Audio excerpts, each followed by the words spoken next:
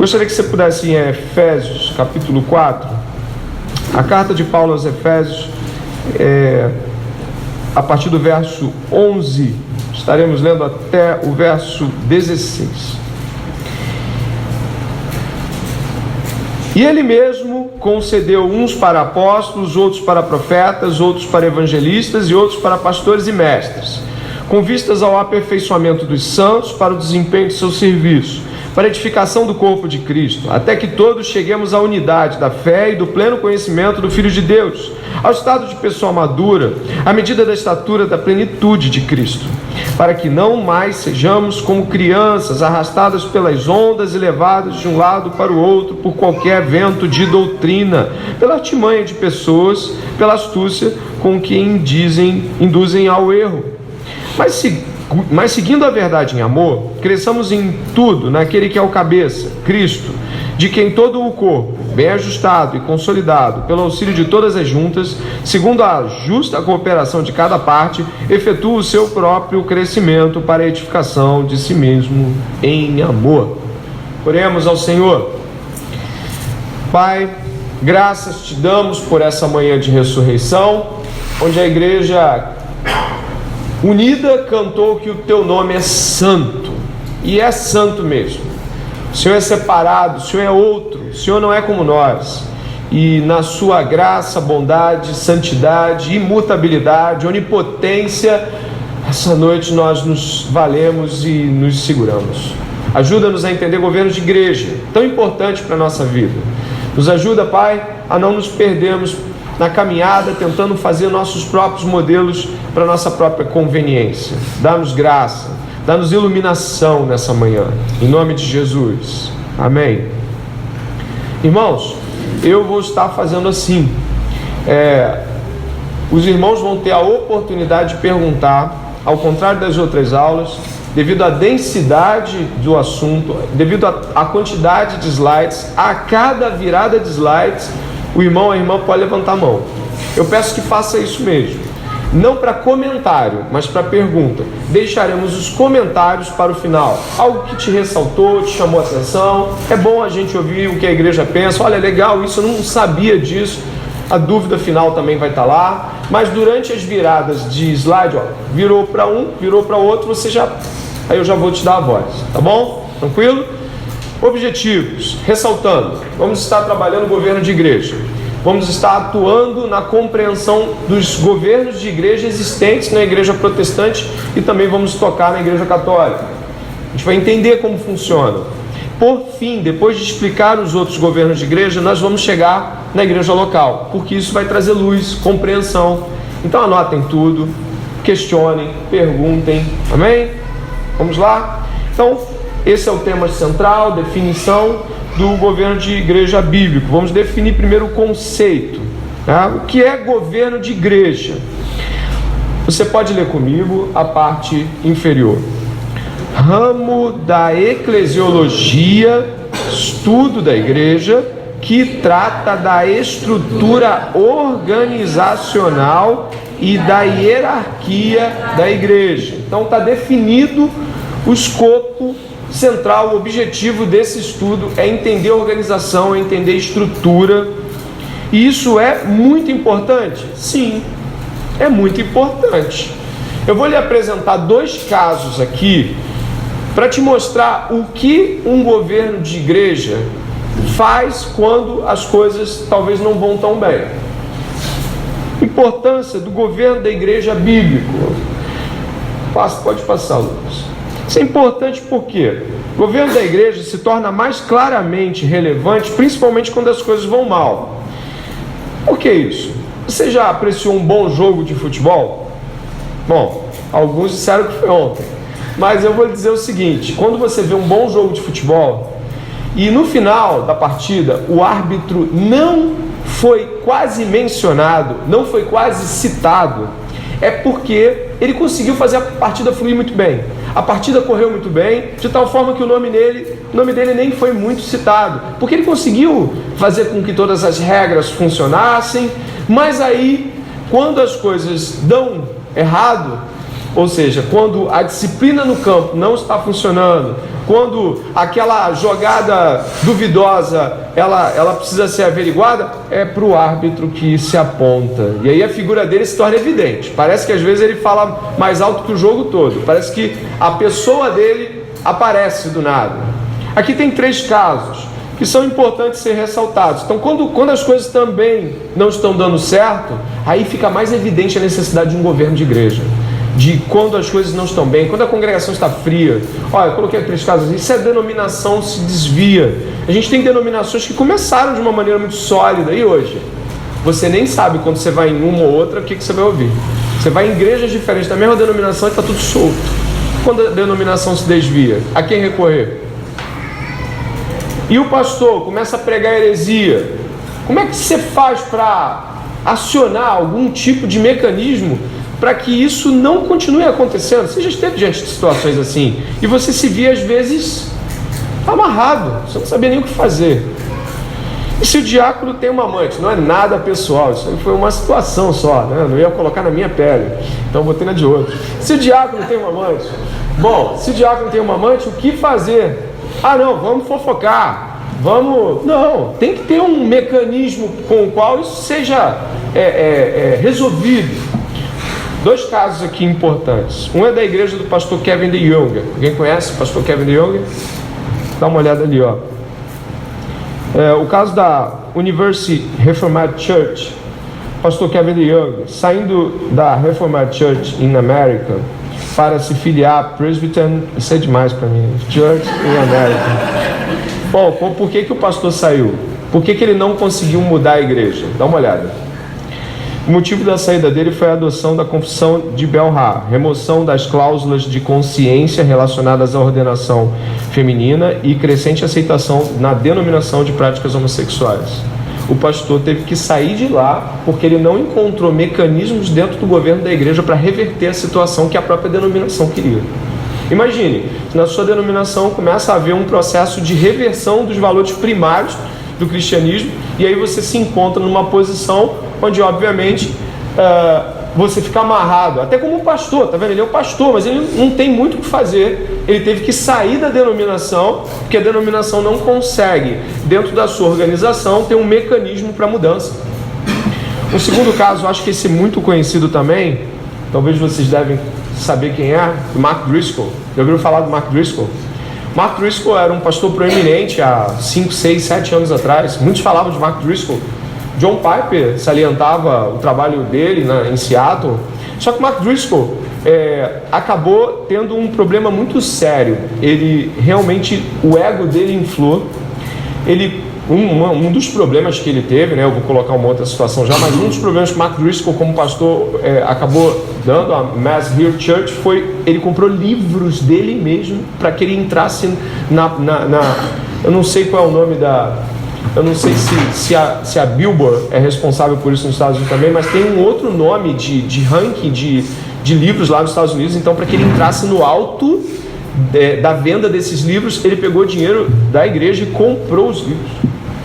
Né? Ele não obteve necessariamente lucro pessoal com isso, mas ele queria estar em evidência para que, de repente, na mente dele, naquele momento turva, ele achasse que aquilo poderia trazer alguma visibilidade. Era um livro sobre casamento, ministério de casais, e isso foi um exemplo terrível. Mas antes disso já havia acontecido uma situação descrita aqui a igreja continuou, só para você ter ideia, né? A igreja permanece, mas um dos pastores que hoje está trabalhando lá, ele citou essa situação.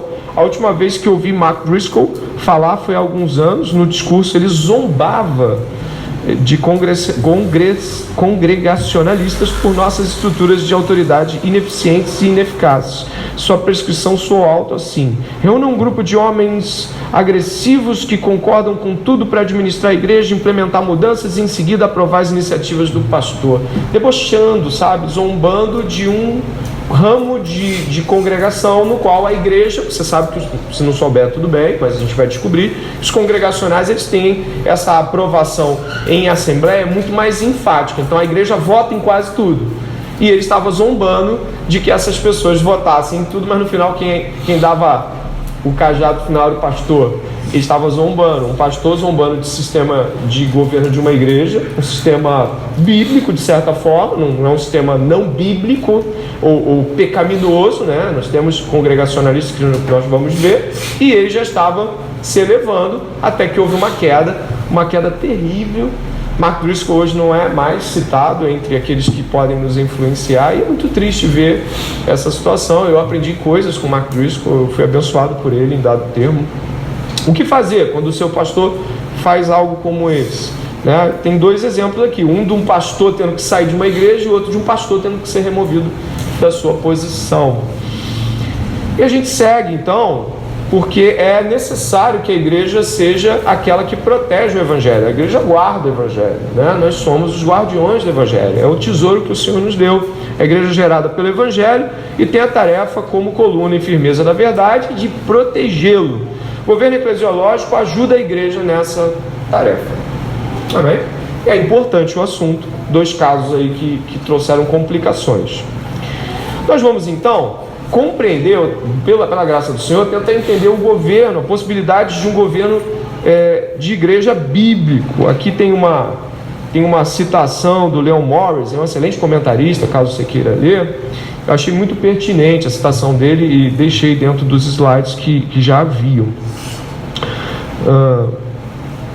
Uma consideração de todas as evidências nos deixa com a conclusão de que é impossível remontar totalmente a era apostólica qualquer um dos nossos sistemas modernos. Aqui ele fala assim, olha, aquilo que aconteceu, como aconteceu, remontar exatamente é impossível, até pelo caráter extemporâneo do apostolado. Não tem mais apóstolo como você tinha, então você não tem como remontar a estrutura exatamente como ela era. E aí ele continua, é melhor reconhecer que na igreja do Novo Testamento havia elementos que eram passíveis de serem desenvolvidos no sistema episcopal, presbiteriano e congregacional, e que realmente se desenvolveram assim. Você vai encontrar, nesses três modelos, você vai encontrar sustentação para as argumentações dele. O que nós vamos buscar é sermos o mais bíblico, o mais correto, com uma hermenêutica mais aproximada daquilo que as Escrituras propõem. Mas é possível haver um padrão bíblico de governo? É possível você chegar e falar assim, esse é o padrão bíblico de governo? Olha, as Escrituras, e aí citando aqui 1 Timóteo 3, 14 e 15, e 1 Coríntios 14, 33, as Escrituras nos apontam de que é possível sim, nas igrejas, se não em todas, mas é possível um certo esqueleto estrutural que nos dê base para afirmar que, olha, isso aí é errado e é errado em qualquer igreja. Isso aí é bom para qualquer igreja. Portanto, a estrutura, embora possa ter variações, tem padrões que são, sim, padrões que vão permanecer, e nós vamos observar alguns desses. Bem, aqui tem duas falas. Escrevo-te, aqui é Paulo a Timóteo, estas coisas, esperando e ver-te em breve, para que, se eu tardar, fique ciente de como se deve proceder na casa de Deus, que é a igreja do Deus vivo, coluna e baluarte da verdade. Como se deve proceder aqui, traz um aspecto meio que de fechando a coisa. É assim que deve ser na igreja, não apenas na igreja local. Aqui há um certo polimento paulino, mas é claro que é possível observar no texto que na igreja tem que ser assim, tem que ser desse modo. E a segunda parte é onde Paulo dá as saudações aí, né? Porque Deus não é Deus de confusão, senão de paz. Você pode ler esse pedacinho. Como em todas as igrejas dos santos. Paulo estava trazendo uma estrutura de compreensão. Você sabe que a carta aos Coríntios é uma carta que tem detalhes da época, que tem uma contextualização, mas Paulo está afirmando que existe determinado padrão, existe certa estrutura que não pode ser mexida. Semana passada a gente teve uma aula sobre Mateus 16, quem lembra aqui? Nós falamos de reino, quem lembra da aula de Mateus 16? Nós falamos da igreja como embaixada, nós entendemos a realidade de nós enquanto partes do reino do Senhor, como servos, entendemos aspectos sobre a confissão de Pedro. Isso foi claro semana passada. E aí a primeira pergunta talvez que se queira pensar é possível então, é possível afirmar que governo, que requer liderança, é algo bíblico? Será que o Espírito Santo não pode agir carismaticamente em todos nós, de tal forma que cada um saiba se portar como convém? Será que uma igreja sem governo e só Jesus como cabeça e o Espírito Santo agindo nos irmãos não seria um modelo indicado pelo Novo Testamento? Não. E existe igreja assim, a gente vai ver. Não é. Não é. Aqui nós temos aspectos que apontam para isso. Autoridade das chaves. Semana passada foi citado isso, de que Cristo deu a Pedro e sua confissão, e aí unida à prerrogativa apostólica, autoridade da igreja e a condição da confissão de Pedro, afirmando ser Jesus, o Filho do Deus vivo. Essa condição apregou a Pedro uma percepção de liderança, e a igreja do Novo Testamento entende Pedro como líder, sim. Não há uma igreja vaga, perdida. Tanto é que os casos, a gente vê isso em Atos, são levados até Jerusalém para que haja uma observação. A grande comissão de Mateus 28, ela começa dizendo assim: toda autoridade me foi dada no céu e na terra, portanto, vão. Então existe uma autoridade, sendo uma autoridade que se delega. Como eu tenho autoridade, estou dando autoridade para que vocês façam discípulos, para que vocês vão, comissionem também. Existe autoridade de comissão. Fundamento doutrinário, a gente já está em Efésios e pode olhar para isso aí que foi apontado, 4, 11 e 12. O fundamento doutrinário para liderança e governo está em Efésios 4, 11 e 12. Ele mesmo, ele quem? Ele quem? Quem é esse ele aí? Pode falar, hein? Paulo ou Jesus? Hã? O pessoal está tremendo. Paulo ou Jesus? Amém. Ele mesmo, Jesus, concedeu uns para apóstolos, outros para profetas, outros para evangelistas e outros para pastores e mestres. Existe então um fundamento para liderança. Ele, Jesus, fundamenta a prerrogativa de liderança. Não precisamos ter dúvidas se a igreja tem de ter liderança. E o ofício extraordinário é o apostolado. Por que ele é colocado como ofício extraordinário? O comissionamento dos 12 foi pessoal, ou seja, Jesus escolheu os 12. O comissionamento paulino também foi pessoal. Todos eles viram Jesus. Esses aspectos não foram aspectos simples. O próprio Paulo, quando fala, eu sou apóstolo, eu vi o Senhor, eu aprendi do Senhor, Paulo chama o apostolado dele para uma condição especial. Poxa, mas então não existe mais apóstolos? Não como aqueles. E sabiamente não usamos o nome para apóstolos, mesmo que sejam pessoas que plantam igreja, que vão de um lado para o outro comissionados. Ainda assim, o arranjo, a composição do que era o apostolado torna não somente arriscado colocar o nome de apóstolo num título como hoje, mas confuso a compreensão de igreja. O apóstolo X, o apóstolo Y, isso realmente traz confusão à igreja, porque você vai relacionar o apostolado com o que aqueles homens faziam. Exatamente. E se tem uma coisa que me chama a atenção no apostolado bíblico, é que esses camaradas escreveram Bíblia. E isso é muito, parece pouco, mas isso é muita coisa, é um limite muito tênue você dizer assim, eu sou apóstolo. Igual Pedro? Não, diferente. Bota outro nome, chama de presbítero, chama de bispo, chama de pastor, chama de apóstolo, não. Você vai trazer confusão para a igreja. Aí algumas pessoas que vão para aquela prerrogativa assim, não, mas não tem proibição. Cara, não tem, mas tem bom senso.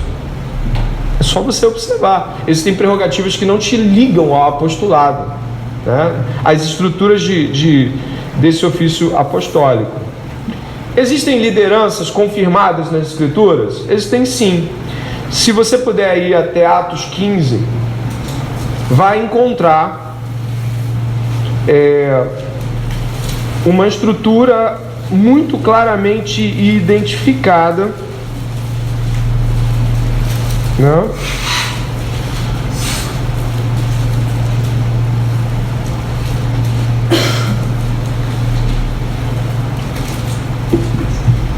A partir do verso 22, ali está errado, tá bom. Verso 22, dá uma olhada lá, ó. Atos 15, 22, você pode ler comigo? Então pareceu bem aos presbíteros com toda a igreja eleger alguns homens dentre eles e enviá-los a Antioquia, juntamente com Paulo e Barnabé. Obrigado. Repare que há uma distinção. Não está todo mundo no mesmo pacote. Tem apóstolo, depois presbítero e depois toda a igreja. Existe uma distinção de governo. As coisas não estão como se todos fossem a mesma coisa em termos de ofício, em termos de atuação. É muito claro isso. Se você puder ir a Filipenses, a carta aos Filipenses, no primeiro capítulo, no verso 1 também, vamos encontrar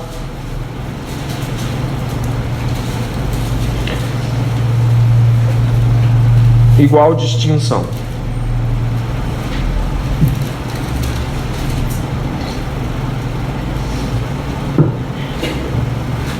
Verso 1. Paulo e Timóteo, servos de Cristo Jesus. A quem está endereçada a carta pode ler. A todos os santos em Cristo Jesus. Continua. Inclusive bispos e diáconos que vivem em... Mais uma vez, o corpo organizacional da igreja, a organização da igreja é definida com claridade. Os oficiais estão ali. Paulo fez questão de dizer que essa carta não alcançaria apenas a membresia, mas todos, inclusive as lideranças. Ele ressalta as lideranças como alguém que também vai ser alcançado, alguém que também precisa prestar atenção nessa mensagem. Amém? Nós temos outras estruturas, como em Atos 14, 23, onde Paulo e Barnabé, eles elegem presbíteros para aquela comunidade. Isso acontece em Atos 14, 23. E Tito e Timóteo também são apontados para que eles edifiquem igrejas onde haja presbíteros, que faça escolhas de presbíteros. Não fica claro, tanto em Timóteo como em Tito, se a igreja participou dessa eleição. Em termos da igreja, olha, eu tenho um nome. Não, nesses dois casos de Tito e Timóteo, não fica desse jeito, mas fica Paulo apontando para que Tito, por exemplo, ele faça ele constitua presbíteros em Creta. Isso exclui a participação da igreja? Não. Mas nesses dois casos afirma-se de que Paulo está delegando Timóteo e Tito, que em nenhum momento são chamados de apóstolos, em nenhum momento são chamados de bispos, em nenhum momento são chamados de presbíteros. Isso é muito claro. Tito, Timóteo, não tem esse nome nas escrituras, presbítero, mas eles são delegados por Paulo, comissionados. Inclusive, quando Paulo envia Timóteo, ele fala que envia a si mesmo. Logo, há uma delegação ali, há uma posição especial. Agora, também não é nem de longe aceitável dizer que quando Timóteo estava em atuação, Tito estava em atuação, não estavam em atuação como pastores fazem. Tanto é que o não desprezar a mocidade de ambos tem a ver que a atuação pastoral deles era evidente, ok? Mas nós não podemos ir além do que as escrituras nos dão. Se o apóstolo João chama a si mesmo de presbítero, de ancião, de presbítero, ao mesmo tempo nós não temos esse nome ligado a Timóteo e Tito, porém tem atuação pastoral. Eles são delegados de Paulo, são braços ministeriais de Paulo. Eles estão alcançando lugares onde Paulo não está, apagando incêndios, inclusive, de lugares que Paulo estava num outro canto. Vai para Corinto. E isso é claro e evidente para nós. Perguntas? Alguma? Levanta a mão. Não? Então a gente segue.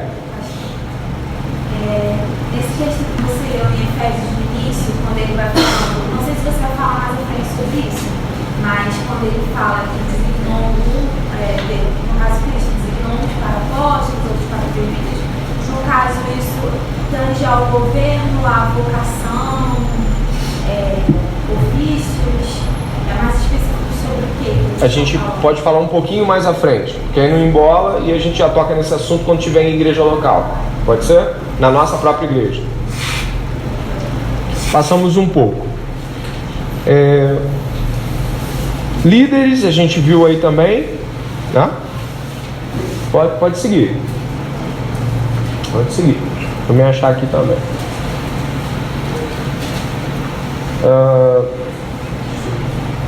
Pode ser um pouquinho mais à frente, que a gente já vai falar de questões de congregação, é só para ganhar tempo, esse slide vai para a igreja. Esse é o padrão bíblico para o governo de igreja. Qual o governo da igreja mais claro na Bíblia? A gente aprendeu semana passada, é a monarquia de Cristo. Como assim a monarquia de Cristo? Cristo é o rei da igreja. A igreja não é uma democracia. Onde nós estabelecemos essa relação da igreja não ser uma democracia? O que é democracia? A democracia que nós usamos, por exemplo, no nosso Brasil, ela faz com que as pessoas que estão adiante de nós sejam eleitas diretamente e também retiradas diretamente por elas. Não há nenhum tipo de crivo, a não ser aqueles comuns, a idade que a pessoa tem que ter, a relação com os documentos que ela deve possuir, mas no sentido moral, no sentido avaliativo, é muito pessoal. Você vota em pessoas e tem uma prerrogativa extremamente pessoalizada para fazer isso. Na Bíblia, não. As Escrituras não propõem de que a igreja é uma democracia, mas que é uma monarquia. Cristo é o cabeça da igreja, ele governa e dispõe a igreja, e ele apresenta quais são as características daqueles que devem presidir. Nós não podemos escolher as características daqueles que vamos presidir. A Bíblia já traz isso. 1 Timóteo, capítulo 3, traz características de presbítero, características de diácono. Nós não temos como falar assim, eu gostaria que fosse mais assim. Porque ele é o rei, ele é o cabeça, ele que dispõe. Nós não temos essa autoridade e nunca vamos ter. E por que isso é tão importante? E a gente avança dizendo, se Cristo é o Senhor da igreja, a igreja deve ser ordenada conforme seus mandamentos. A gente já leu Efésios aqui. Se Cristo é o cabeça da igreja e cuida de seu corpo, não devemos supor que ele não cuidaria de nossa vida comunitária. Vai ter um trecho muito legal do Karl Barth aqui, ó. Uma vez que o homem não criou e fundou a igreja, ele não pode ser o seu senhor. A igreja foi fundada por Cristo. Ele edifica a igreja. Ele organiza a igreja. Nós somos servos do Senhor. E ponto. Nossas estruturas de organização não conferem hierarquia de superioridade, apenas de ofício, de função, de atuação, mas nunca de superioridade. Todos somos servos de um mesmo Senhor. E qual modelo se adequa melhor às evidências bíblicas ou não? Eu fui convertido nessa tradição. Você já deve ter ouvido isso principalmente de gente mais velha. Poxa, eu nasci católico, eu não vou romper. Eu cresci, eu já ouvi isso também de evangélicos, eu já ouvi também assim. Poxa, eu cresci nessa igreja. Eu criei filho aqui, eu não tenho como agora quebrar. Eu ouvi de um pastor que eu amo muitíssimo, que ele falou para mim assim, André, eu falei assim, pastor, se o senhor tem tantas discordâncias com a denominação, por que o senhor não sai da denominação? Ele falou para mim, André, eu tenho 50 e poucos anos, como é que agora, nessa altura do campeonato, eu sei que tem muita coisa que eu não concordo, muita coisa que biblicamente eu não concordo, como é que eu vou romper? Eu falei assim, rompendo, se o senhor não concorda, se isso fere sua consciência, você não pode continuar. Mas ele fez uma escolha denominacional. E essa escolha denominacional dele foi uma escolha onde a tradição, e aí a tradição é o costume, a vivência que ele já tinha, os estabelecimentos de hierarquia, sabe, a posição também que ele já tinha, falavam mais alto do que a necessidade de uma igreja bíblica. Jonathan Edwards, falando sobre isso, vai dizer assim, quaisquer que sejam as maneiras de se constituir a igreja que nos pareçam oportunas, adequadas e razoáveis, a questão é não qual constituição da igreja de Cristo parece conveniente para a sabedoria humana, mas qual constituição foi realmente estabelecida pela infinita sabedoria de Cristo. Portanto, que não venhamos a colocar nossas opiniões naquilo que o Senhor já estabeleceu. Amém? As interpretações podem variar, podem estar erradas ou certas, mas o que o Senhor escreveu é ponto e acabou. Alguma pergunta sobre Essa primeira parte foi sobre a validação da existência de um governo na igreja. Ficou claro para todos que a igreja é governável, governada por Cristo, presidida por homens em Cristo, servos de Cristo, mas de que são lideranças que são distintivas nesse sentido. 4 livros recomendados aqui para essa segunda parte, né, de modelos de governo de igreja. Se você puder dar uma olhadinha aí, tem o Gruden, tá? Deixa eu passar aqui.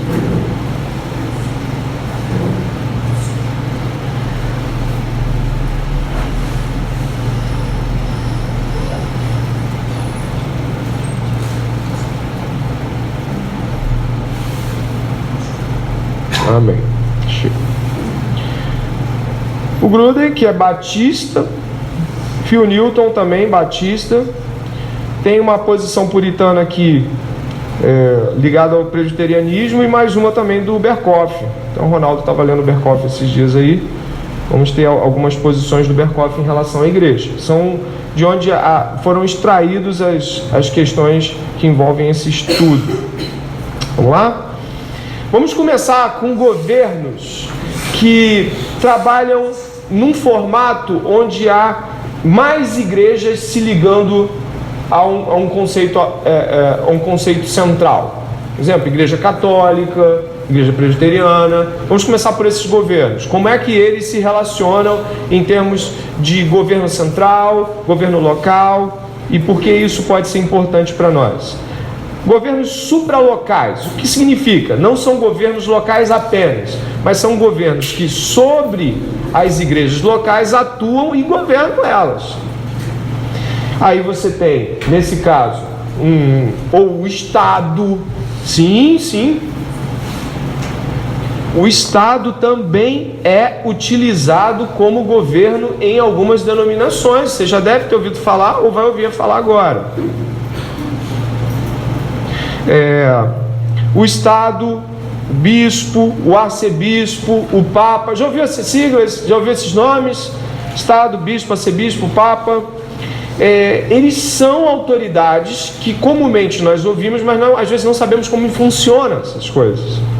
E também temos outros grupos que não são estes, mas trabalham com denominações que se ligam a um núcleo central. Aí você tem concílio de anciões, tá? Passando um pouco, nós vamos ao primeiro modelo, que surge mais ou menos ali no período da Reforma, e é um modelo de igreja que se liga ao Estado, sim, ao governo do país. Erasto, os erastianos, o Erasto foi um protestante, os erastianos consideram a igreja como uma sociedade que deve sua existência, sua forma, às regulamentações promulgadas pelo Estado.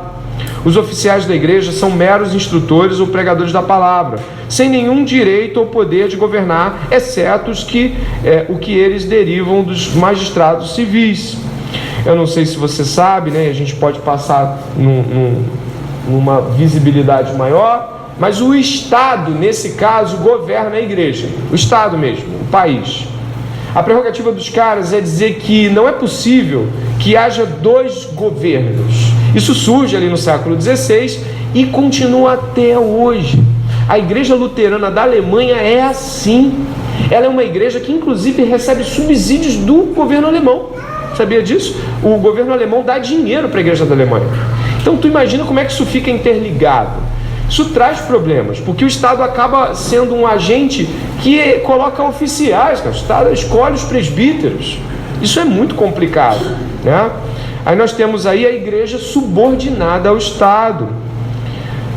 Quais são as argumentações usadas? Deus confiou ao magistrado civil a soma total do governo visível, baseado em Romanos 13, mas não tem nenhuma sustentação para apoiar essa visibilidade do Estado.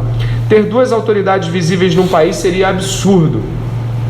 Exemplos: esse sistema tem sido aplicado diversamente na Inglaterra, na Escócia e na Alemanha. Caso você não saiba, a Rainha Elizabeth, rainha da Inglaterra, ela é a chefe da igreja anglicana. Hoje, a Rainha Elizabeth, aquela senhora, ela é chefe da igreja anglicana. Ela pode embargar Ali, é claro, é menos que a igreja luterana alemã, mas ela pode embargar alguns arcebispos, alguns prelados que ela não concorda. Ela tem esse poder. Isso foi desde o século XVI com Henrique VIII, quando Henrique VIII rompe com o papado de Roma, né? O rei Henrique VIII da Inglaterra, ele rompe. E aí ele faz a igreja anglicana, e como ele tinha interesses pessoais em governar a igreja, ele se coloca como o presidente oficial da igreja, e desde então a igreja da Inglaterra, a igreja anglicana, que é uma igreja protestante com muitos vieses ainda romanistas, é uma igreja controlada pelo Estado. Tivemos homens de Deus na igreja anglicana. Isso não impediu o agir de Deus, mas obviamente dificultou, obscureceu muitos aspectos lindos da igreja, que até hoje são, a igreja anglicana hoje perece muitíssimo, sua posição hoje é quase destacada dentro do protestantismo. Críticas. Cristo é o único cabeça da igreja. Sim, nós concordamos e lemos isso agora em Efésios. E outra crítica é a separação entre igreja e Estado, muito defendida por Doiver e outros protestantes do final do século XIX, mas igualmente defendida por outros homens de Deus de várias denominações. Essa separação, porque isso traz corrupção para a igreja, isso traz problemas para a igreja acaba ficando na mão de homens, ao invés de na mão das Escrituras, do Espírito Santo. É muito complicado, sim. Vamos a um segundo modelo, depois desse estatal, que também é muito parecido, é o modelo episcopal. Quem já ouviu falar do modelo episcopal? Já ouviu falar? A palavra episcopal, o episcopos, vai levar-nos à palavra bispo. Os episcopais afirmam que Cristo, como chefe da igreja, confiou o governo da igreja direta e exclusivamente a uma ordem de prelados. Prelados tem a ver com primazia, tem a ver com... a palavra tem a ver com primazia, primeiros, né, os prelados.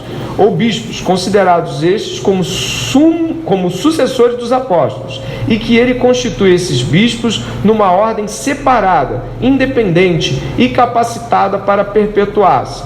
Nesse sistema, o coetus fidelium, ou seja, a comunidade dos crentes, não tem absolutamente nenhuma participação no governo da igreja. Vou te dar um exemplo. O Papa é eleito por um corpo de cardeais. E os cardeais acabam também sendo nomeados pelo Papa. Fica um modelo de posição onde a igreja, a membresia, não tem nenhuma atuação. Ela não pode tirar um ministro. Muito difícil, nunca aconteceu a retirada de um Papa por meio de membros. Isso não existe. Larissa. Aquela questão que você disse sobre o problema da igreja de juntar o Estado, a corrupção da igreja ficar na mão dos homens. A gente pode utilizar isso na questão de que, por exemplo, no Brasil, algumas igrejas têm o hábito de promover a candidatura de algumas pessoas a primeiros cargos do governo. A gente pode usar isso como isso? Não. O que acontece aqui é o coronelado, né? O cajado pastoral, né? Aquela coisa meio o coronelismo do século XIX, XX, ali início do XX no Brasil, que é você pegar, você tem um grupo que você influencia, aí você traz o cara aqui na frente, você fala que ele é bom, você fala que é para você votar nele. Essas pessoas têm total liberdade para não votar, ainda que seja muito difícil se desvencilhar dessa influência. Mas quando esse cara vai para o governo, ele não tem nenhum tipo de atuação legal dentro da tua igreja, ele não tem poder para atuar dentro da escolha de pastores. Então é um caso destacado, tá bom? Mais alguém? Pode perguntar. Não? Sim? Seguimos. Então a gente está em episcopado. Olha como é que funciona isso no organograma aqui. Dá uma olhada. O arcebispo, ou seja, o papa, a posição maior desse prelado, dessa primazia, ele escolhe os bispos, ou cardeais, por exemplo. Eles escolhem sacerdotes, e os sacerdotes governam a igreja. Isso acontece na igreja católica, mas isso não acontece só na igreja católica, tá? A igreja católica ela tem uma posição que apregou ou chama para si um tipo de ofício que é ligado aos apóstolos. Realmente a igreja católica acredita na sucessão apostólica. Então você tem Pedro e depois, não sei como eles fizeram uma ligação, mas tem os que vêm depois de Pedro até chegar no Papa Francisco, e eles acreditam em sucessão apostólica, tá? não é uma sucessão hereditária, mas é uma sucessão no qual os cardeais, eles escolhem esse apóstolo, e ele vai ser, na posição dele, ele é infalível, ele não pode ser questionado, a não ser em casos que configurem quedas morais, financeiras e coisas muito graves. Ainda assim, tirar um papa é muito difícil. O Ratzinger, que foi o papa antes do Francisco, ele pediu para ser dispensado, ele declinou. Isso é muito difícil, é tão difícil que ele vive em isolamento. Eu não sei se você sabe disso, mas quando o papa ele sai do seu cargo, vamos supor que ele peça para sair, ele tem que viver em clausura, porque ele sabe de muita coisa, né? Então a própria igreja ela cria mecanismo no qual esse cara, depois de sair, ele não possa ser facilmente acessado. Não é que ele não possa sair dali, mas ele realmente fez um compromisso com a igreja que ele vai ficar enclausurado, que é onde está o Ratzinger, muito mais ortodoxo do que o Papa Francisco, que agora está criando o ecocídio, né? Vocês viram isso, o ecocídio? O Papa Francisco está apontando para uma ideia de que cometer crime ecológico, ambiental, nessas proporções que algumas nações dizem, né, que algumas nações fazem, é uma ideia de pecado e precisa ser colocado à disposição nessa visibilidade de um pecado ecológico, né? Eu vou fazer uma pergunta só em relação ao governo da Igreja Católica. Esses dias eu vi uma notícia de que havia por parte dos membros dos comunidades um movimento de recebimento dos arcebispos do Brasil, ou seja, o arcebispo de São Paulo, o arcebispo do Rio de Janeiro, vários arcebispos, para canonizar determinado cara lá que eles estavam falando que deveria ser canonizado. Naquele evento, a igreja participava apenas do testemunho dos milagres, porque para aquele cara ser reconhecido, ele precisaria ter feito as 2 milagres. De que forma esse tipo de falso poder a igreja católica dá, que as pessoas, tinham várias pessoas que tiveram uma espécie de festa, um evento, de que forma a igreja dá essa falsa sensação de que os católicos têm sim determinado poder e você deve parte dos católicos uma visibilidade de que apesar deles terem um carro, apesar deles terem líderes, eles ainda assim têm atuação. A igreja católica, ela dá esse senso de vocês têm poder, mas nem tanto assim. Lá pelo século 8 e 9, quando nós tivemos muitos germanos que migravam e paulatinamente já haviam invadido o Império Romano, que havia caído, muitas cidades, ao verificar-se a necessidade de heróis que se ligassem ao meio cristão, houve em muitas cidades da Europa canonizações católicas para que você pudesse assegurar a relação com os bárbaros.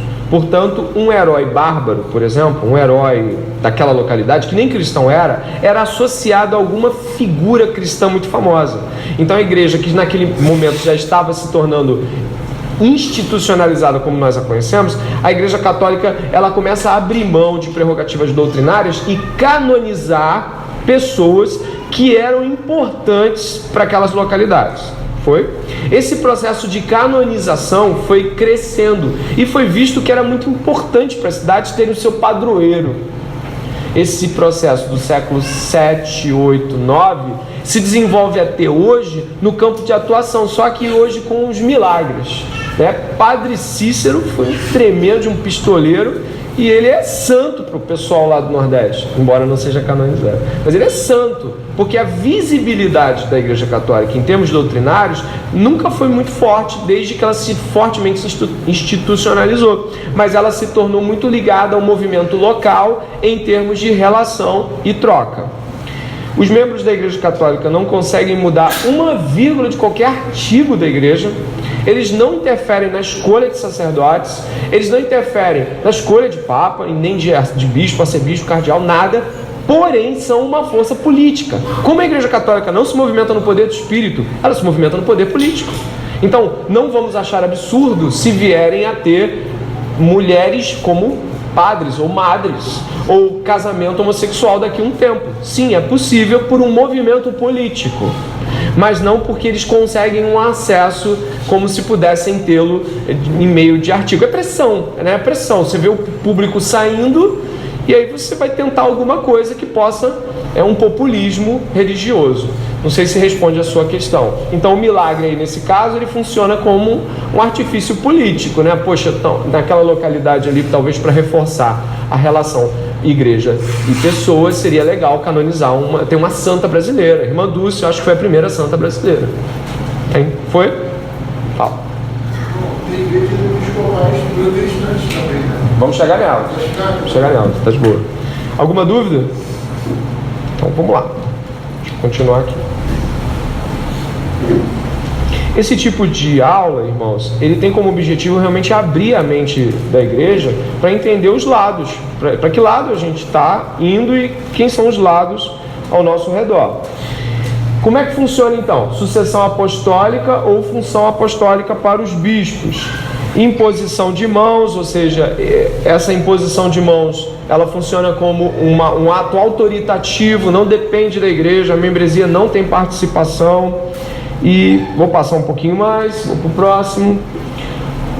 Alguns exemplos, né? Igreja Católica Romana, o episcopado levado à última consequência, o Papa é infalível na sua posição, ele é primado de Pedro, ele é o vigário de Cristo. Olha, ele pode reter pecados, ele pode perdoar, ele pode receber confissões e aceitá-las ou não. Ele tem uma série de prerrogativas ali que o põe como intermediador entre Deus e homens, tá?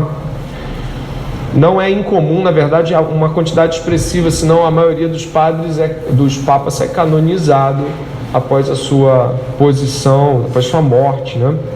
A igreja ortodoxa russa, grega, ela também funciona nesse modelo episcopal, só que ela tem uma pluralidade maior de papas, tem mais papas espalhados nas dioceses, que são comunidades. Então a igreja que rompe com a igreja católica no ano 1000, que é a igreja que se torna a igreja ortodoxa, ela tem episcopado, mas é um episcopado menos centralizado.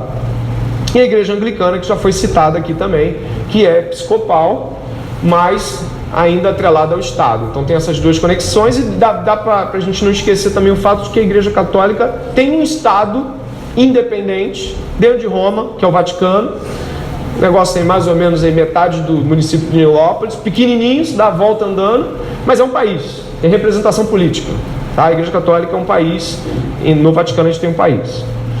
A gente passa um pouco e vamos entrar nos nossos irmãos protestantes, que o David ali levantou para a gente poder atuar. Os luteranos, como já foram citados, né, eles têm também um episcopado, embora tenha essa ligação na Alemanha com o Estado. Os metodistas, quem conhece a igreja metodista, ela também tem essa perspectiva de um poder centralizado, um episcopos para as demais. Igrejas neopentecostais também, a gente vê de Macedo, Valdomiro Santiago, eles têm essa função régia para todas as demais igrejas locais, inclusive as igrejas, por exemplo, a Igreja Universal, que consideramos uma seita, não uma igreja cristã legítima, a Igreja Universal, ela tem episcopado. Esse episcopado é radicalíssimo, né? O bispo Edir Macedo falou, está resolvido. Ela também aponta que seus membros não frequentem a outros cultos, não se relacionem cultuando em qualquer outra igreja. E essa condição é muito complicada, porque isso faz da sua igreja uma seita. Quando você não tem relação com os outros santos de tal forma a considerá-los tal qual em termos de comunhão, você torna a igreja uma seita, sim. Temos as Assembleias de Deus. Alguns dizem que algumas Assembleias de Deus funcionam com uma pluralidade de presbíteros, mas a maioria das Assembleias de Deus que eu conheci, o pastor era um homem central, e a Assembleia de Deus também, dentro do seu colegiado, tem uma peça central, tem o líder da Convenção das Assembleias de Deus. A Igreja Cristã Nova Vida, acho que todos conhecem aqui, do pastor Walter McAllister, o filho do bispo McAllister, é uma igreja episcopal também. E é uma igreja episcopal para valer. Eles acreditam nesse modelo. O bispo, ele delega pastores para igrejas, ele tem essa função. Eu estava lendo alguns livros do McAllister, que isso foi feito num período onde a igreja estava quase se destruindo, né? A igreja estava quase se despedaçando, então a atuação ali precisava ser episcopal, mas ela continuou permanecendo como uma atuação episcopal até hoje. Até hoje a Igreja Nova Vida, ela é episcopal. Algumas críticas que a gente pode ter estão ali no quadro também. O bispo é sinônimo de presbíteros no Novo Testamento. E o Novo Testamento ele desconhece a noção de um bispo sozinho e acima de outros. É sempre plural. Fale com os presbíteros, chame os presbíteros. Paulo chama os presbíteros de Éfeso para a sua despedida. Há uma pluralidade. O modelo episcopal, dessa forma, traz algumas distorções para a relação plural da igreja. Aí já foi dito, né? Pluralidade. Mais uma questão, a crítica. Sucessão apostólica não é ensinada no Novo Testamento. Não há ensino de sucessão apostólica no Novo Testamento. Não há ensino de que Pedro, Paulo, os demais apóstolos tenham deixado sucessores diretos. Nenhum deles afirma isso. A igreja não afirma isso. Toda a escritura do Novo Testamento não afirma isso. A natureza do ofício apostólico, a gente já viu aqui, que era um ofício apontando para uma extemporaneidade, para uma concessão de Deus, uma aplicação do Espírito Santo naquele momento. E não há implicação de continuidade física necessária, nem de cadeia ininterrupta de imposição de mãos. Eu coloquei a mão nele, e agora é ele que vai colocar a mão no outro, que vai colocar a mão no outro, que vai colocar a mão no outro. Não, a igreja não foi concebida no Novo Testamento com esse tipo de atuação. Você tanto encontra Paulo falando que Timóteo, ele foi colocado pela imposição de mãos, ou seja, não tinha só Paulo poderia até estar ali, mas tinha mais gente, né? Escolha de presbíteros, escolhas de diáconos, as coisas acontecem em meio coletivo, mas também você vê o Tito ali aparentemente sendo o cara que se responsável pela constituição de presbíteros, sem atuação direta da igreja, ao que parece. Portanto, irmãos, a igreja acaba vendo esses dois modelos acontecerem no Novo Testamento, mas em nenhum momento é amarrado à condição de só você, como você recebeu a autoridade do outro, agora, se não for pela tua mão, a gente não tem um sucessor. Isso não existe. Não existe esse tipo de posição. Então nós vimos a posição episcopal. Fala, Deus. Antes de você dar o processo, procurando igrejas agradecer e tudo mais, eu gostei bastante de uma igreja episcopal. Conversando com o pastor lá, o bispo lá, ele falou que ele entende que o governo episcopal, a forma do governo episcopal da igreja, é a única forma de você resguardar, por exemplo, de questões históricas que aconteceram com o Jonathan Edwards, que foi excluído de uma igreja que ele pegava como pecado, e isso acabou tocando em alguns membros muito importantes, né, da questão financeira da igreja, e a igreja devolveu o Jonathan Edwards do cargo. Então ele fala que essa é uma forma de garantir a soberania de Deus na figura do pastor. E diferente do que você falou, na igreja católica, na igreja episcopal acontece bastante da sucessão ser uma linha sucessória quase que sanguínea, né? Do pai passando do filho e ficar meio uma família ali. Aí eu queria saber o que você acha sobre essa questão, tanto de combater o que aconteceu com o brasileiro, se é que tem que ser combatido, e essa questão social que realmente tem esse lance de ser na igreja protestante algo muito mais passado de pai para filho, da igreja episcopal. A ausência de conhecimento bíblico com relação às prerrogativas dos oficiais e também da própria membresia traz essas distorções. Um exemplo muito claro, a Bíblia afirma e aponta muitas vezes para a pluralidade de presbíteros. Não deve recair sobre a igreja uma condição de instância última final. Vamos dar um exemplo? A gente vai encontrar isso daqui a pouco, mas eu já antecipo. Se um presbítero está cometendo um erro, ou seja, ele está equivocado quanto a uma posição, primeiramente, a igreja deve levar aquilo que julga ser o equívoco aos demais presbíteros. A igreja não pode levantar uma arguição que não possa perpassar por uma audiência dos próprios presbíteros, para que eles, que são responsáveis pela doutrina da igreja, a gente vai ver isso, eles tenham a atuação e dizem, olha, não é assim. Logo, eu acho que a fraqueza nesses casos a membresia, às vezes, é quase uma democracia, se a gente falou, vai acontecer, e a ausência de uma pluralidade de presbíteros, porque se você tem presbíteros que são homens de Deus, validados pela igreja em termos da igreja concordar com as prerrogativas das quais estão sobre seus ombros, eles têm as características de 1 Timóteo capítulo 3, 1 Pedro capítulo 5, são pessoas com aquelas características. Você confia naqueles homens, eles vão ter um juízo, eles vão ter um julgamento. Os oficiais da igreja estão aí para isso. Nossa igreja, por exemplo, só conta comigo hoje como presbítero. Então, como a igreja pode se precaver caso hajam desvios de conduta ou doutrinários meus? Temos os oficiais.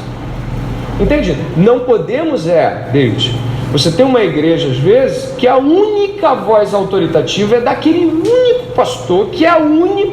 Os diáconos são coadjuvantes. A igreja não conhece doutrina, não concorda, e não é doutrinariamente, às vezes não concorda porque não gostou do que o pastor fez, e aí vai direto nele, e tira ele.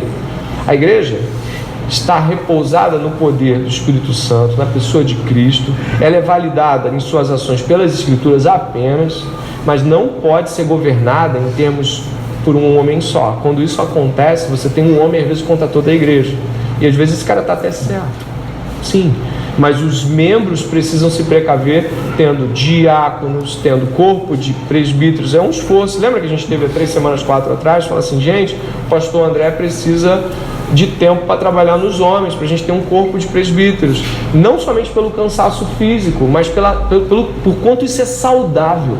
Você ter mais de um pastor ouvindo você, poxa, eu não concordei com o pastor André, eu não estou entendendo, a gente não está, mas eu vou nesse pastor aqui. Pastor, eu tive uma questão com o pastor André, eu e ele não conseguimos chegar a uma. O que o senhor acha? Homem de Deus vai ali atuar como o homem de Deus deve atuar. Entende, David? Eu acho que há 2 falhas. A membresia subeleva-se na sua posição e não há pluralidade de presbíteros, e os diáconos são coadjuvantes de 5ª categoria, que foram eleitos porque são bons para amarrar um fio, e eles não sabem nada de Bíblia, eles não podem interferir em nada, não tem qualificação. E desculpe dizer, eu louvo a Deus pelos diáconos que nós temos, mas a maioria dos diáconos que eu conheci eram pessoas extremamente leigas, muito simples. Não estou falando do caráter de ninguém, estou dizendo pessoas que não eram na escritura fortes o suficiente mesmo até para se contrapor à igreja e falar assim, está errado, isso não está certo. David, respondi? Você falou que na igreja católica a membresia não tem voz. No caso dos exemplos das igrejas protestantes que a gente listou, é a mesma coisa? A membresia? Não tem voz nenhuma, nada que a igreja coloca. A gente está na episcopal ainda, né? Não fomos para a presbiterial nem para a congregacional. A episcopal, sim, não tem voz. Você tem, claro, você tem um manual, você tem um estatuto, você tem voz no sentido de você pode não concordar, você pode ir até o pastor, o arcebispo, você pode. Mas para que algo mude é muito mais difícil, porque você vai acabar... Olha, quer ver um problema que isso causa? Eu não coloquei aqui, mas quer ver um problema que isso causa? Isso causa fofoca. Porque como você não tem como alcançar aquele camarada para tentar mudar alguma coisa, você vai ter que juntar gente. Olha que tremendamente horrível isso. Você vai ter que juntar pessoas, fazer um movimento na igreja, um movimento por detrás às vezes, para poder o pastor ver que alguma coisa está fora do lugar. Isso é fofoca. Então eu acho que esse tipo de episcopado, ele gera burburinho porque você não consegue se relacionar com a liderança. Ela é tão distante, ela é tão inalcançável que você não tem meios até de discordar, até de apoiar.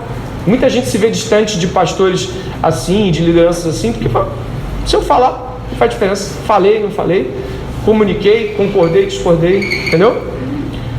Eu vou passar, não sei se ajudou, Larissa. Foi? Eu vou passar agora para o presbiterianismo, tá? O que seria esse sistema presbiteriano?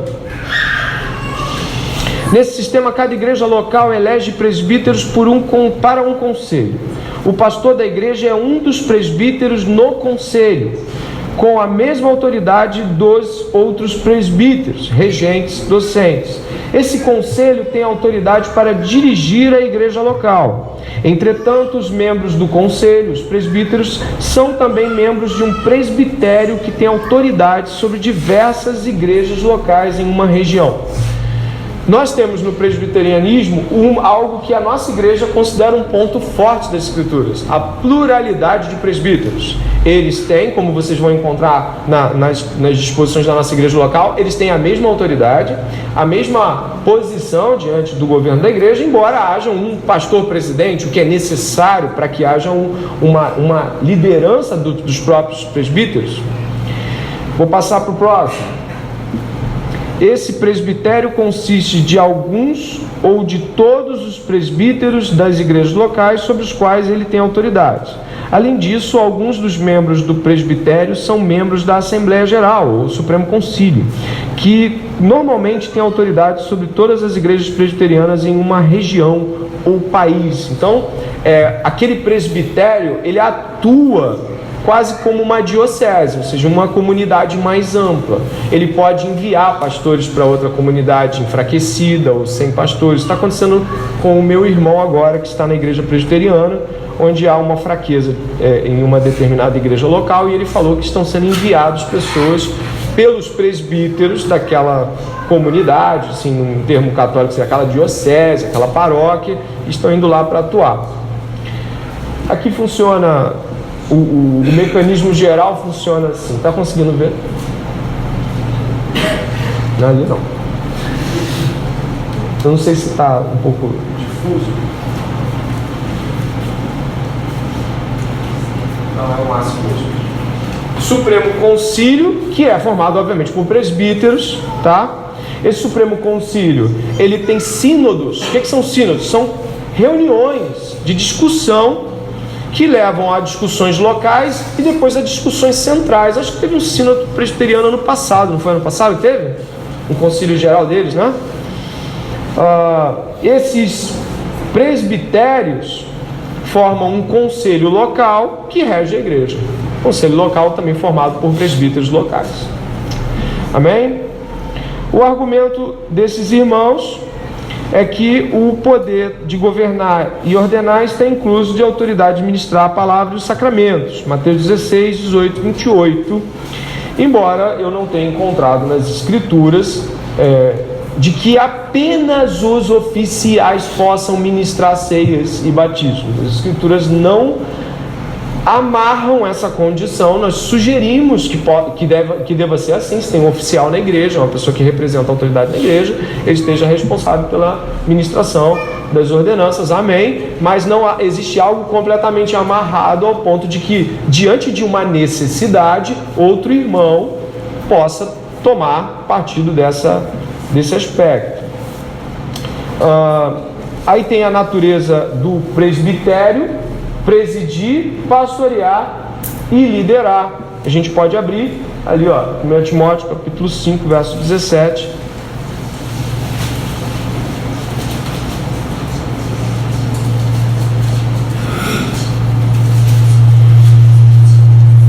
Vou rápido, vou ler com vocês. Devem ser considerados merecedores de pagamento em dobro os presbíteros que o quê? Presidem bem. Então, presidir a igreja, aqui está no plural presbíteros, né? Presidir a igreja é a atribuição de um presbítero, né? A gente pode ir agora em Atos 20, 28.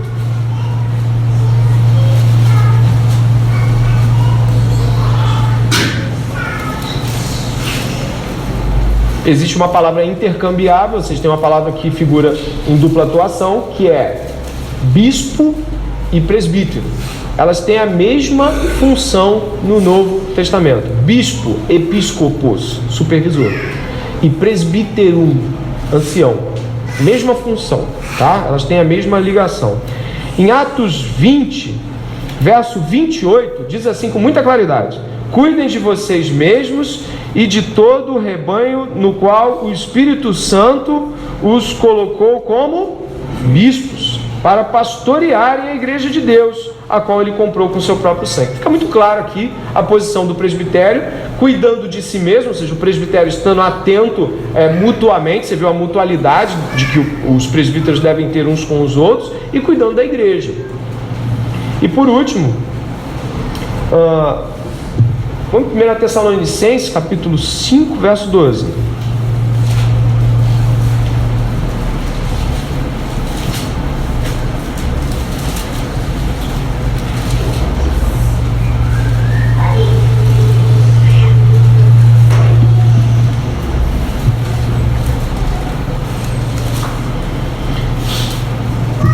Irmãos, pedimos que vocês tenham um grande apreço os que trabalham entre vocês, que os presidem no Senhor, e os admoestam. Tenham essas pessoas em máxima consideração com amor por causa do trabalho que realizam.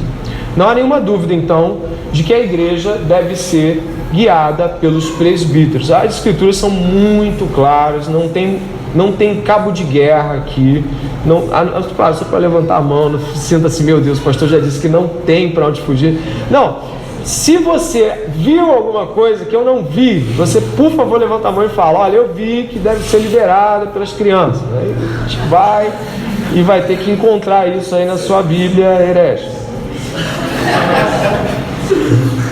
Críticas ao presbiterianismo partem aí do Gruden, né? Ele é um cara muito hábil na composição desses aspectos.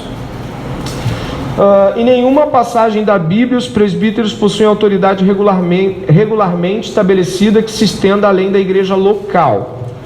A gente encontra a autoridade dos apóstolos, mas não de presbíteros. Onde eu quero chegar? Os apóstolos, a gente vai ver os apóstolos enviando Paulo, a gente vê o apóstolo enviando Barnabé, mas nós não vemos os presbíteros, que seria essa geração seguinte, ou seja, essa atuação seguinte, fazendo o mesmo.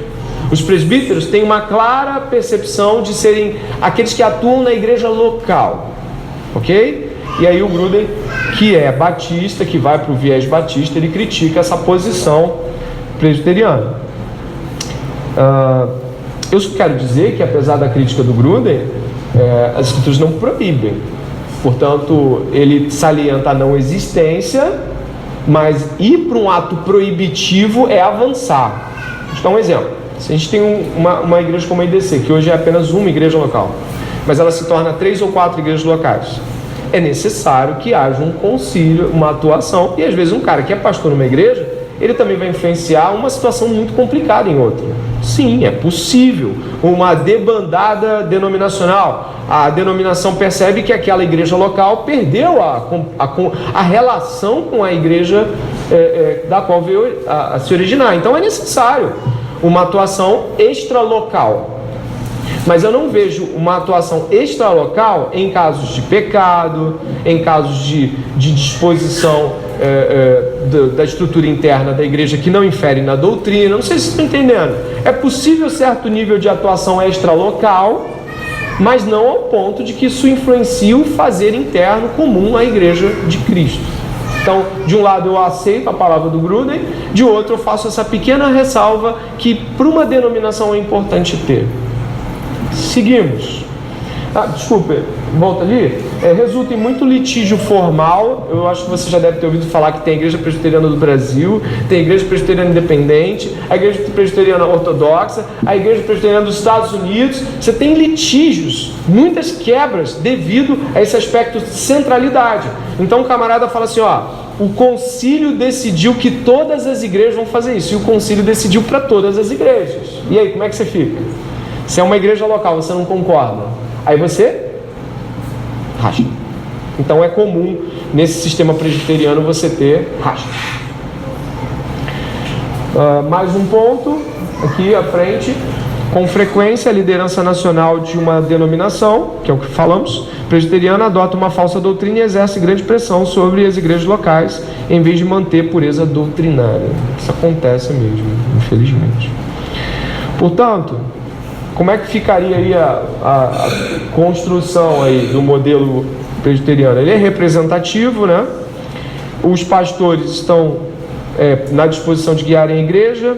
A disciplina é representativa, ela é levada à igreja, esses atos disciplinares maiores são levados à igreja, e a membresia tem um aspecto representativo no que diz respeito a esses atos disciplinares, e esse aspecto doutrinário, ele é só dos presbíteros. A igreja se vê representada nos presbíteros. Passamos aí para igrejas batistas, e aí vamos acabar nos alcançando já. Como é que a igreja batista funciona? Primeiro a gente vai pegar modelos congregacionais. O que é um modelo congregacional? É um modelo onde a igreja local governa a igreja local. Então não tem igrejas sobre igrejas. Nesses modelos tem o pessoal que é sem governo, você já ouviu falar dos Quakers, esses caras que vivem assim isoladões, entendeu? Ainda existem e tal. Eles inclusive assumem que não existe governo para a igreja, senão o Espírito Santo não atua com liberdade. Sim, eles negam muita coisa aqui, né? Tem um modelo congregacional, que é um modelo que você vai encontrar nas igrejas batistas, onde tudo é levado à congregação e a congregação faz votos. Ela elege, nomeia, concorda, discorda. Igrejas batistas tem isso de 1 em 1 mês, 2 em 2 meses, algumas nos finais de culto elas resolvem algumas coisas. É um modelo comum. E o modelo pastoral, por exemplo, o modelo pastoral, a igreja confirma o pastor e o pastor tem toda a autoridade em tudo. O John MacArthur é um exemplo de modelo pastoral. Você conheceu igrejas assim, principalmente igrejas independentes. O pastor é uma peça central. E depois que a igreja o confirma, ele é tudo, né? Ele é tudo da igreja. Ele é o diácono, ele é o porteiro, ele canta, ele toca. E lembrei de novo, ele canta, ele toca, ele vai, ele volta, e ele se unge falando. Nesse modelo, a igreja ela também tem autoridade para qualquer momento retirar esse pastor? Então, em geral, muitas igrejas pastorais não são estatutárias. Elas são livres. No caso de uma igreja séria, como a Grace Church do MacArthur, tem um estatuto, tem regras, tem posturas. Então, sim, se o pastor deliberadamente agir contrário àquelas regras, ele vai para uma arguição entre os demais pastores, e isso existe. Mas num sentido mais amplo, que a gente encontra em igrejas independentes pastorais, é isso aí, né? E tem aquelas que são, mas não são, aí você vai ver o que é, não é. Vamos ver, vamos lá. Está se delongando um pouco, eu acho necessário, eu peço que a igreja possa ter compreensão. Essa aula é uma aula que não volta a acontecer com facilidade, então eu peço que a igreja tenha essa compreensão. Os sem governo aí, tem os Quakers aí e outros grupos, é uma questão de princípio para os Quakers e os Darbistas, a rejeição de todo e qualquer governo eclesiástico. Segundo eles, toda a formação externa da igreja necessariamente degenera e leva a resultados que contrariam o espírito do cristianismo, pois exalta o elemento humano em detrimento do divino. Discordo completamente, as escrituras dão base para governo de igreja, já vimos isso, então não vou ficar gastando tempo com esse moço não. Vamos lá. Aí a igreja é uma comunidade carismática, formação externa da igreja que são só contrários ao espírito do cristianismo. A gente viu isso e não há necessidade de brigar muito não. Congregacional.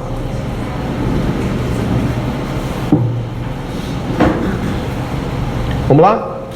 Congregacional. Para esses grupos, a igreja local é a unidade básica. Nenhum ministro ou denominação exerce autoridade sobre ela.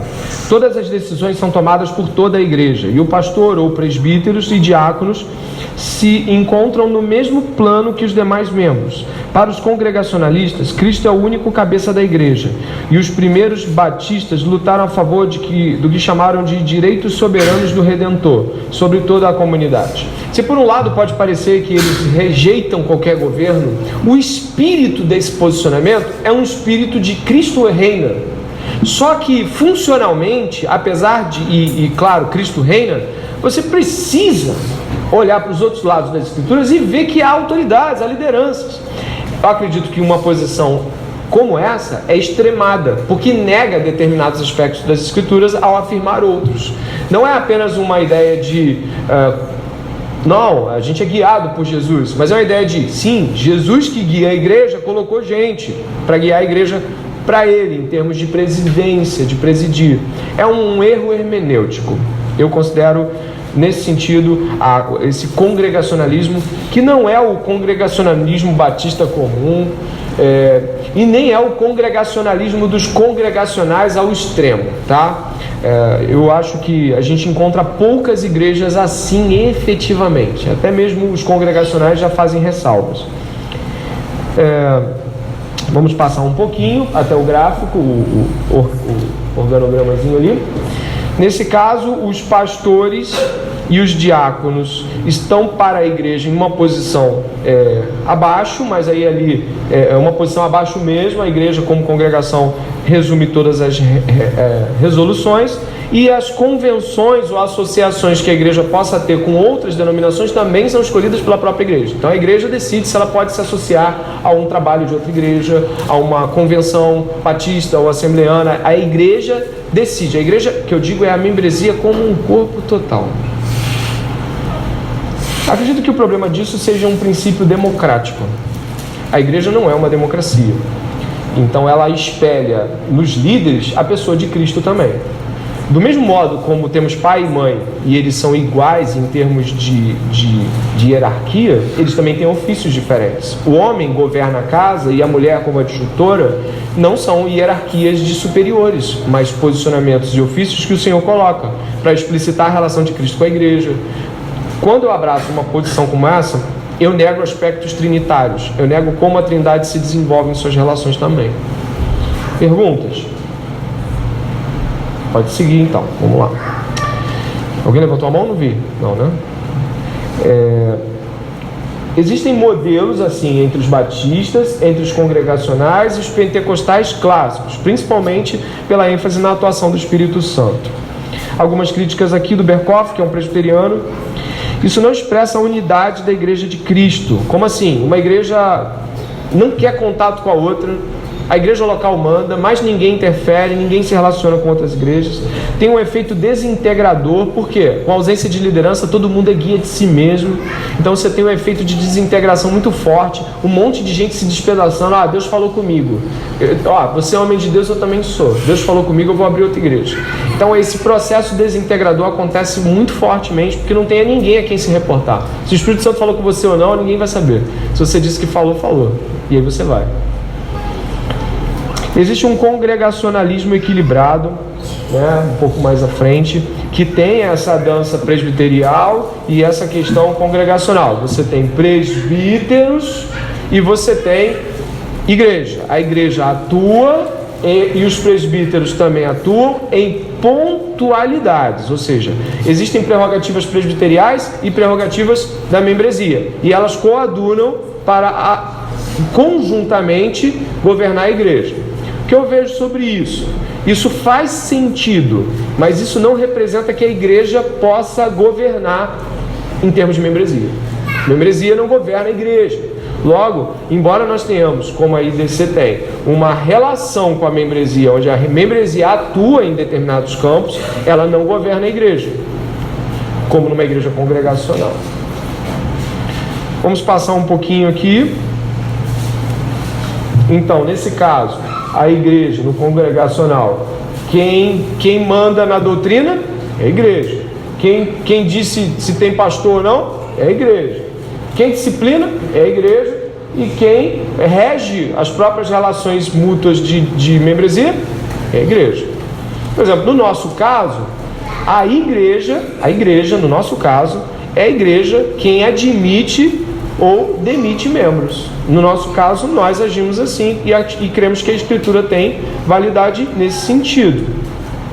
Modelo pastoral, vou passar brevemente, já falei bastante sobre ele mesmo sem apontar, o modelo aí da igreja do John MacArthur, onde em Atos 14:23, onde Paulo e Barnabé, eles elegem presbíteros, eles têm atuação na igreja, mas a visão que esses caras têm é de que você tem ali Paulo e Barnabé e a igreja. E sim, eles tomam conta de toda a jurisdição ali da igreja. Vou passar um pouquinho, o próximo gráfico eu pulo, para a gente poder chegar no próximo. Isso vai ser levado à igreja para receber isso. Finalizando, governo supralocal, a gente encontrou esses modelos aqui, erastiano, episcopal, presbiteriano, e governo local, o pastoral e congregacional, no qual se incluem batistas, congregacionais e igrejas pentecostais também. E nossa igreja local, como ela se relaciona com essas perspectivas? Já que muita coisa foi explicada, algumas coisas acabaram sendo quase que só rapidamente ditas, mas você pode perguntar. Pluralidade de presbíteros é o primeiro item que nós não abrimos mão. Cremos sim que a igreja é governada pelos presbíteros. A nossa igreja local tem um conselho, sim. O nosso conselho é liderado pelo presbítero e esperamos dentro de um tempo presbíteros. O conselho de presbíteros, como já foi lido, eu acho que não precisa ser lido de novo, mas as referências estão aqui, eles têm objetivamente de presidir, de pastorear e de liderar a igreja. Logo, quando nós estamos falando sobre o presbitério, a igreja do discipulado cristão se relaciona com pluralidade de presbíteros, eles são iguais e eles se cooperam mutuamente para a realização desses ofícios. Como é que funciona o conselho da nossa igreja? Nós vamos estar propondo, obviamente, na próxima assembleia, de que o conselho da igreja seja composto por presbíteros e por pessoas que os presbíteros chancelem e coloquem à disposição da igreja para sim ou para não. Onde isso funciona? A igreja não indica os membros do conselho, afinal a própria igreja acredita nos seus presbíteros que já havia confirmado, mas a igreja vai aprovar ou não a permanência de pessoas no conselho, de acordo com as escrituras, tá, irmão? Não gostei daquele irmão. Não, isso não. Nossa igreja não funciona assim e não pode funcionar assim. Nossa igreja tem ampla fala em relação com o presbítero? Eu acredito que sim. Eu nunca vi ninguém se podando para me colocar a nenhuma disposição, até porque a aula bíblica aqui ela é de levantar a mão, então se houvesse algum tipo de interrupção nas nossas relações, elas já seriam ditas. Qual seria a disposição que nós estávamos adotando anteriormente? Era uma disposição de plantio, onde nós ainda estamos, de certa forma, até estamos aprovando um estatuto, então estamos plantando ainda a igreja. Mas a prerrogativa de plantio incluía quem pudesse estar. Então, irmãos, quando nós começamos a Igreja Discipulado Cristão, nós estávamos diante de uma situação que era nova de todo. Desde a composição do grupo que compôs os plantadores, até mesmo o que faríamos depois disso. Tudo foi acontecendo de tal forma que nós estávamos abertos para que o Senhor nos colocasse. Como os irmãos estão vendo, muitos amadurecimentos aconteceram, desde a compreensão das outras igrejas até uma compreensão mais equilibrada de nós mesmos. Portanto, o conselho da igreja é um conselho de presbíteros, assim como as escrituras parecem nos claramente propor. Esse conselho de presbíteros indica os demais, se houver os demais que vão compor o conselho geral, tanto de leigos ou oficiais, e a igreja pode obstruir isso, objetando em caráter moral e em caráter que possa dizer doutrinário, alguma coisa que a igreja veja e que não fique muito claro. Nesse caso, e aí eu passo um pouco para a gente poder caminhar, nesse caso estaremos votando por isso e tirando dúvidas mais intrínsecas no próximo dia 30. Eu confundo, desculpa. O caráter do presbitério, então, está muito claro, mas acho que passamos aí, não? E a membresia? De que modo se dispõe? Eu acho que a igreja já foi estruturada de tal forma que algumas coisas se tornaram evidentes. Por exemplo, tivemos um caso de demissão, ou seja, de exclusão de membresia alguns meses atrás. Esse caso foi estudado, avaliado e trazido à igreja para o voto da igreja. Cremos que isso condiz com as escrituras em 1 Coríntios capítulo 6 e também em Mateus 18. A igreja foi colocada à disposição da votação.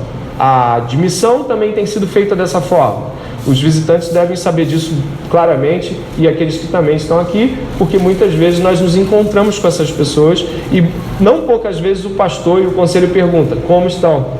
Como é que está essa pessoa? Você tem visto frutos? Levanta a mão para confirmar essa fala. Isso já aconteceu nos grupos? Já? Levanta a mão para o pessoal visitante saber isso aí, senão parece que está inventando esse negócio. Então nós estamos mutuamente nos cooperando em uma compreensão. Aí um irmão levanta e fala: pastor, não vi fruto. Não tem. Então a igreja fica atenta. Mas o pastor da Igreja Discipulado Cristão não tem autoridade para colocar alguém sem que a igreja também perceba dessa forma.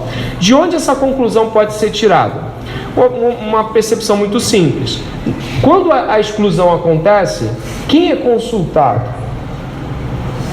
A igreja. Embora o presbitério, o conselho se reúna para expor o caso, a igreja é consultada. Então, no ato de admissão, faz uma certa lógica de que a igreja receba aquela pessoa na comunidade. Então a membresia ela atua nesses casos E em casos de disciplina pública, e o que eu chamo de disciplina pública? Aquela disciplina que requer que depois de uma admoestação pessoal, depois de uma admoestação minoritária, você tenha uma terceira instância. Então a igreja, enquanto membro, atua em determinados aspectos, sim. Em Gálatas capítulo 1, vamos lá, verso 6. Nós temos uma atuação doutrinária da membresia. A gente percebe isso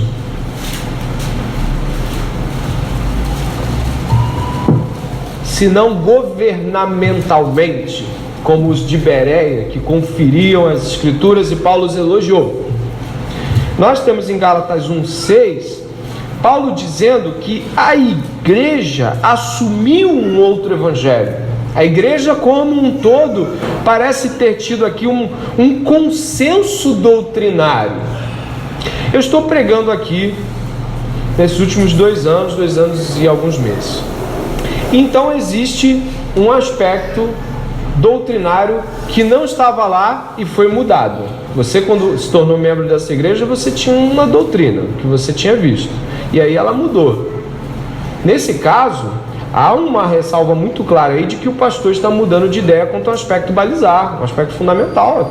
Não é apenas uma visão que você considera uma visão que possa ser uma visão divergente comum, mas é uma visão que muda as estruturas da igreja. A igreja pode sim levar isso ao conselho, levar isso a uma compreensão de que isso deve ser colocado, e o pastor se coloca aqui, ó, gente, realmente eu pensava assim e agora eu penso assim. Eu gostaria que isso pudesse estar no nosso próximo manual, estatuto, confissão de fé.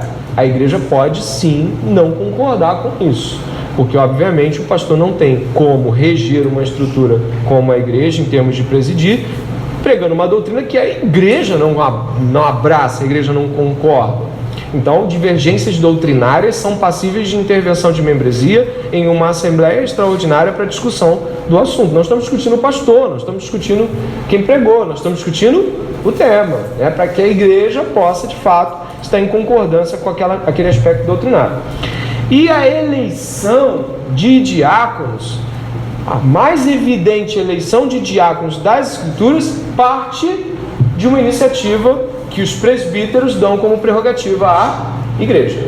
Nós elegemos diáconos aqui, que estão no seu estado probatório, como as Escrituras também nos indicam que devem estar. Então nós vamos estar, pelo menos até onde compreendemos, irmãos, votando enquanto igreja nos diáconos. Mas o parecer ficou muito claro ali em Atos capítulo 6, é que os apóstolos concordaram que eles eram de fato os homens que a igreja havia escolhido. Portanto, se depois de uma escolha houver alguma dissensão, é necessário que o pastor, o presbítero, fale assim, olha, vocês escolheram essa pessoa, mas existem ressalvas que a igreja não vê, a igreja não conhece, né? E a igreja vai talvez precisar colocar à disposição. Por quê? Às vezes o pastor sabe de coisas sobre um irmão que não são claras a outros. E aí cabe ao pastor falar assim, a igreja te elegeu para isso, você está passando por esse problema. Ou você abre para a igreja ou você declina. A igreja vai decidir se essa postura é adequada. Ou seja, irmãos, embora haja eleição de diáconos, a igreja precisa ter esse senso de compreensão. Às vezes o pastor está tratando de um irmão e você não sabe do que é. E aí o pastor precisa chegar e ser franco assim, irmão, a igreja votou em você, mas você está passando por isso. E aí, obviamente, isso precisa ser colocado à disposição da igreja, para que a igreja tenha uma visibilidade se pode continuar ou não com seu voto. E no caso de presbíteros, não é dada à igreja de forma imediata a colocação de um presbítero, mas a concordância de sua permanência, caso não haja ressalvas que o desabonem. Portanto, a igreja não tem a prerrogativa de escolher pastor, mas ela tem a prerrogativa de não concordar caso hajam problemáticas que envolvam a sua postura moral, a doutrina e tudo mais que se referencia a eles. De uma maneira consensual, nós estamos aqui amarrando alguns pontos.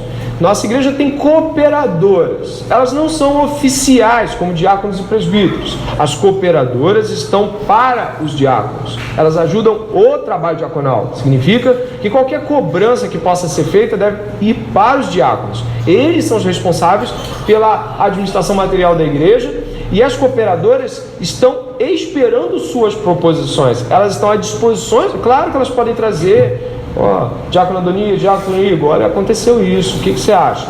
Acho que a gente pode fazer isso, mas a igreja deve cobrar dos diáconos a atuação diaconal. Elas não são oficiais, mas juntoras. Ok? Bem?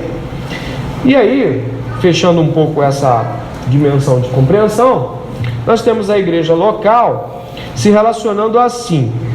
O conselho liderado pelos presbíteros indicam os membros e outros presbíteros e diáconos para compor o conselho. Membros leigos podem compor o conselho, mas tirando os presbíteros que já foram confirmados pela igreja, os membros do conselho devem passar para a igreja chancelá-lo. Sim, não. Então essas questões já falamos, são claras. A admissão, a demissão e alterações doutrinárias também devem passar pelo crivo da igreja. A igreja admite membro, a igreja ela diz amém, estamos com vocês, é assim, né? E essa é uma atuação que pode trazer à igreja também essa consciência de responsabilidade. Os diáconos são escolhidos pela igreja e confirmados pelos presbíteros, como já falei nesse momento. E a igreja não indica novos presbíteros e membros do conselho, mas pode, mediante as escrituras, confirmá-los ou não. Esse modelo difere do modelo presbiteriano comum? Sim. Há uma atuação mais próxima da membresia ao corpo de presbíteros e ao conselho, uma atuação muito mais próxima. Mas ela não é uma atuação democrática. Ela não coloca na membresia a posição que um congregacional tem, de forma alguma. Acredito que seja uma posição de equilíbrio entre uma posição de presbiterianos e congregacionais batistas, onde você sim pode colocar as questões, mas você tem limites para elas. Vamos trabalhar aqui por último, acabando agora, estamos terminando, tá? A doutrina, ela é, como foi dita, uma especificação dos presbíteros, mas houve uma mudança? Vamos colocar isso em assembleia, amém? Está claro isso? Então, quem é que deve doutrinar a igreja? Os presbíteros. A disciplina, prerrogativa dos presbíteros, mas o conselho também atua como um braço, como os Timóteos de Paulo. Vai lá, conversa com aquele irmão, trata. Pastores indicados pelos presbíteros, confirmados pela igreja. E membresia representada principalmente pelo voto mais próximo dela, que são os diáconos. Em casos de disciplina, como fica isso? Ou seja, e quando oficiais ou igreja estão passando por problemas ou desvios? Casos de disciplina. O que é a disciplina eclesiástica? De forma mais ampla, a disciplina eclesiástica é parte do discipulado cristão, o qual envolve ensinar e corrigir. A disciplina eclesiástica pode chegar até a excomunhão, mas existem passos informais, disciplina formativa, antes de chegar a essa etapa formal, disciplina corretiva. Disciplina eclesiástica não é uma retribuição vingativa, mas visa a redenção. É uma forma de ajudar um cristão e a congregação a crescerem em piedade. A excomunhão também é uma pequena figura no julgamento que virá. É um aviso compassivo à pessoa. É um ato de amor para que a pessoa não chegue desavisada diante de Deus. Esse texto é do Voltemos ao Evangelho. Faltou aqui colocar e eu acho justo que você também coloque depois. Como é que fica isso? Os presbíteros são os responsáveis pela disciplina dos membros. Eles são os responsáveis gerais, ou seja, eles são o topo dessa figuração de disciplina. Eles são a autoridade disciplinadora. Mais à frente, os presbíteros disciplinam um presbítero ou diácono. Na ausência de um oficial, os membros masculinos do conselho devem disciplinar o presbítero, ou seja, não temos um outro presbítero comigo, então os oficiais, no caso nossos irmãos Adonias e Igor, que são os diáconos, podem me disciplinar, porque é o único modo com o qual isso pode atuar, pelo menos hoje, na ausência de outros presbíteros. Qual é a posição dos discipuladores? Muito importante na nossa igreja. Disciplinam um discípulo, mas devem prestar conta disso a um presbítero, caso isso implique em alguma proibição de serviço ou atuação na igreja ou em alguma questão de ordem maior. Ou seja, nós temos discipuladores aqui e às vezes sanções são feitas. Cara, não faça isso. Cara, não quero mais ver você fazendo isso. Ou faça aquilo. Isso é mutualidade dentro do cristianismo. É um aspecto corretivo e formativo. Porém, existem coisas que acontecem e a gente cresce e aprende isso, e a gente pode destrinchar com mais precisão, que exigem que o presbítero saiba do que está acontecendo. Mas por que ele não pode fazer isso? Não, desculpa, pastor, esqueci de avisar. É porque, olha só, aconteceu isso, então eu o disciplinei corretivamente dessa forma. Entendi, mas não concordo. Então é preciso que haja supervisão em todos os casos. Os presbíteros supervisionam o presbítero. Na ausência, os diáconos. Na ausência, homens que componham um conselho, masculinos, né? Ou seja, homens que componham um conselho, mesmo que não sejam diáconos, mas podem ter esse olhar, sim. A gente está falando no caso de vacância, de ausência, de não termos um corpo, às vezes numa igreja implantiva, você não tem um corpo de conselho, a gente estava aqui sem diáconos, mas tinha homens no conselho, entende? Então eles têm essa prerrogativa direta. Alguém? Não? A igreja está esclarecida? Foi bênção? Está cansada a igreja, né? Está esclarecida, né? Nós vamos agradecer o Senhor, ir para o nosso intervalo e voltar impreterivelmente em 10 minutos. Amém?